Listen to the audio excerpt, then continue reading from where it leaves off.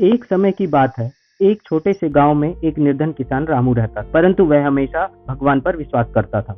हर सुबह वह गांव के मंदिर में जाकर ईश्वर से अपनी समस्याओं के हल की प्रार्थना करता। उसकी सबसे बड़ी चिंता थी कि उसकी फसल हमेशा खराब हो जाती थी। उसकी पत्नी सीता रोज कहती, रामू अब मंदिर जाना छोड़ दो, भगवान हमारी नहीं सुन रहे। पर रामू हमेशा एक ही जवाब देता, ईश्वर कभी देर नहीं करते सीता, हमें धैर्य रखना चाहिए। एक दिन गांव में एक बूढ़ा साधु आया।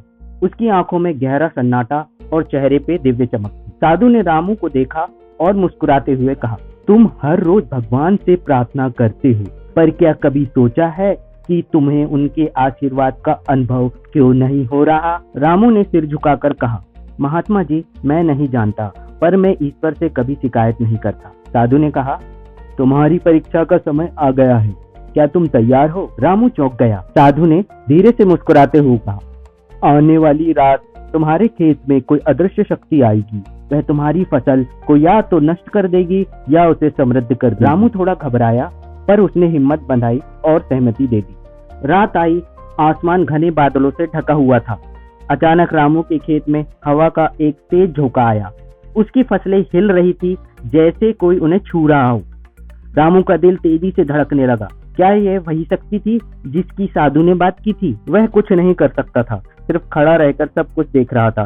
तभी हवा शांत हो गई। रामू ने डरते हुए अपने खेत की तरफ देखा। फसलें एकदम ठीक थी, बल्कि उनमें नई जान आ गई थी। वे पहले से कहीं ज्यादा हरी भरी लग रही थी। अगले दिन साधु फिर आया। उसने रामू से पूछा, तो क्या तुमने अपनी परीक्षा पास की? रामू ने विनम्रता से कहा, हाँ महात्मा जी, अब मुझे समझ में आ गया है, भगवान का आशीर्वाद अदृश्य हो सकता है, पर वह हमेशा हमारे साथ होता है। बस हमें अपने विश्वास को मजबूत रखना होता है। साधु मुस्कुराया और कहा, तुम्हारा विश्वास ही तुम्हारा सबसे बड़ा आशीर्वाद है बेटा, उसे कभी मत खोना। रामू ने यह सीख अपने जीवन में उतारी और उसकी फसलें हर साल समृद्ध होने लगी।